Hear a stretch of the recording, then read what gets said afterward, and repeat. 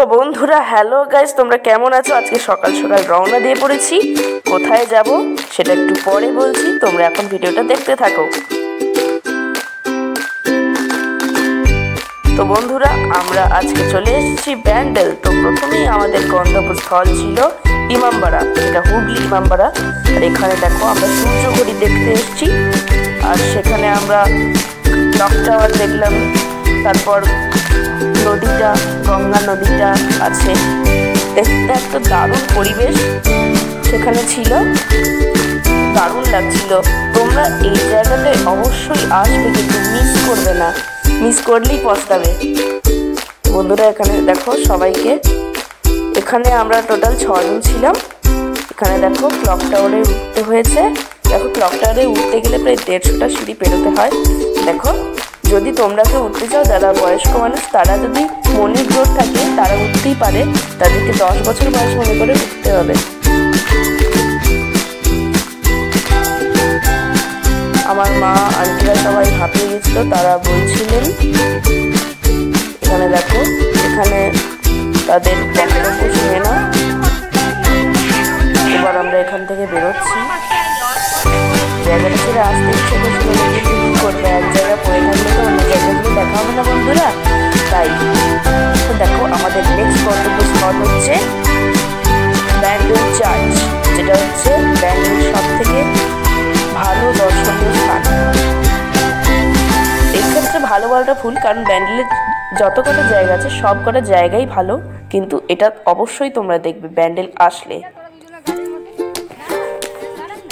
তোমাদের একটা কথা বলে রাখি, যে সব সময় যেখানেই যাও না কেন, একটু যেখানে আমরা সকালে যে বিকেলের দিকে ফিরে আসবো বা সন্ধ্যের দিকে ফিরে আসবো, সেরকম কোনো জায়গা একদিনের জন্য যদি যাও, অবশ্যই কিন্তু সকাল করে যেও, তাহলে সব জায়গাগুলো ভালোভাবে ঠিকমতো দেখতে পাবে। আর যদি সকাল করে না যাও তাহলে ভালো করে দেখতে পাবে না। আমরা যেমন সকাল করে গিয়েছিলাম, আমরা ভালো করে সব জিনিস দেখে শুনে বাড়ি ফিরে এসেছিলাম। কোনো জায়গায় যদি ভোগ খাওয়ার মতো কোনো জায়গা থাকে, সেখানেও তুমি কিন্তু ভোগ খাওয়া থেকে মিস করবে। আমরা এখানে লাহিড়ী বাবা আশ্রমে ভোগ খেয়েছিলাম, তাই সেটা সম্ভব হয়েছে কিন্তু আমরা সকাল করে যাওয়ার জন্য। নাহলে কিন্তু আর কোনো জায়গায় যে ভোগ খাবো না, ভোগ যেখানে পাওয়া যাবে সেই জিনিসটা কিন্তু খুবই, আমার মনে হয় খুব বাজে জিনিস। চেষ্টা করবে সবসময় সকাল করে যাওয়া, আর ভোগটা কিন্তু নেবার অবশ্যই চেষ্টা করবে। একদম ভোগের মতো দামি প্রসাদ আর কিছু হয় না বলে আমার মনে হয়। এখানে দেখো খুব সুন্দর সুন্দর স্ট্যাচুস আছে, আমরা ছবি তুলছিলাম। এখানে দেখো একটা পার্ক আছে প্যান্ডেলের চার্চের ভিতরে, একটা বড় এরিয়া পার্কটা। আজকে দেখলাম পার্কের মেইন গেটটায় তালাটা দেওয়া আছে। ও দেখো, আর কি করা যায়, পার্কের ভিতর তো ঢোকা হলো না, তাই বাইরে থেকে ছবি টবি নিচ্ছিলাম আর কি, একটু মজা করছিলাম পার্কে। ঘুরতে এসে যদি ছবি না তুলি তাহলে আর ঘুরে বেড়ানো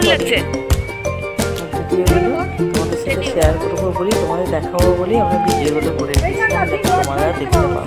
আর কেউ যদি এখনো না এই জায়গাগুলো ঘুরে থাকো, তাহলে কিন্তু অবশ্যই ঘুরবে। দেখো এগুলো আমরা দেখো বন্ধুরা মিলে কিছু ফটো। বন্ধুরা তোমরা অবশ্যই, যদি এই ভিডিওটি ভালো লাগে তাহলে মৌমিতাস ফ্যামিলি অ্যান্ড ক্রিয়েশন চ্যানেলটিকে সাবস্ক্রাইব করে দাও প্লিজ বন্ধুরা, তাহলে এরকম আরো ভিডিওস তোমরা পেতে পারো ভবিষ্যতে।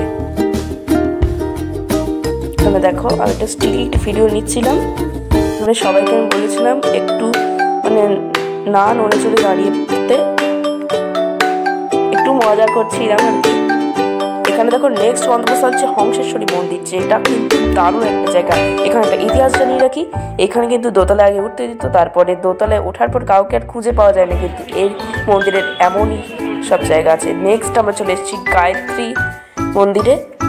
এটা অ্যাকচুয়ালি আর একটা কথা বলা হয়নি, হংসেশ্বরী মন্দিরেও কিন্তু ভোগ প্রসাদের খাবার ব্যবস্থা আছে, আবার পুজো দেওয়ারও সবকিছু ব্যবস্থা আছে। আমরা দিলাম না বন্ধুরা। এখানে দেখো আমি ঘন্টাটা বাজাচ্ছি, ঘন্টাটা, হ্যাঁ ঘন্টাটা দারুণ শব্দ বন্ধুরা। এখানে একটা গোয়াল আছে, গায়ত্রী আশ্রমে গোয়াল গরু সবকিছু, সেগুলো তো তোমাদের সাথে সব। তো নেক্সট গন্তব্যস্থল আমরা যেখানে এসে পড়েছি সেটা হচ্ছে লাহিড়ী বাবার আশ্রম আধারালয়।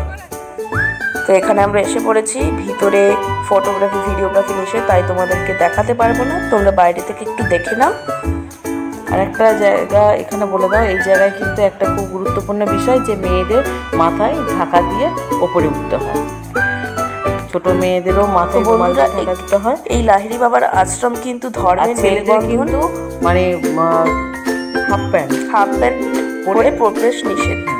তো বন্ধুরা এবার দেখো ভোগ বিতরণ হচ্ছে, ভোগ খেতে চলে এসেছি, লাইন দিয়েছি, তার জন্য তোমাদের লাইন দিতে হবে। লাইনটা দিতে বেশিক্ষণ সময় লাগবে না, তাড়াতাড়ি লাইনটা এগোবে, যেমন আমাদের হয়েছিল। তবে বন্ধুরা এবার ভোগের ব্যাপারটা হচ্ছে পার হেড তখন পড়েছিল 80 টাকা করে ভোগ, সবই নিরামিষ থালি। তো বন্ধুরা এখানে দেখো মেনুটা হচ্ছে ভাত, তারপর ডাল, তারপরে পাঁপড় ভাজা, ছ্যাঁচড়া আর ফুলকপি তরকারি। এখানে বলে রাখি ভাত ডাল সবজি সবই কিন্তু আনলিমিটেড। গিয়ে তোমার এইসব কিছু তুমি যদি শেষ করে ফেলো, লাস্টে তোমাকে দেবে চাটনি আর পায়েস, সেটা কিন্তু একবারই পাবে। তো বন্ধুরা নেক্সট গন্তব্যস্থানে চলে এসেছি, সেটা হচ্ছে শরৎচন্দ্রের বাড়ি, যেটা হচ্ছে দেবানন্দপুরে অবস্থিত। তো এটিও নেই মাতুলালয়।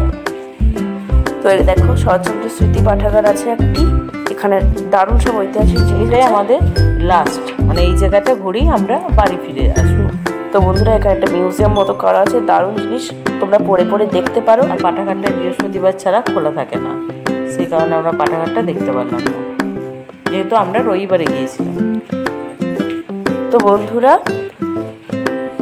এটা আমাদের লাস্ট যেই জায়গাটা সেটা। তো বন্ধুরা তোমাদের কেমন লাগে তোমরা একটু কমেন্টে জানিও, তাহলে খুশি হব।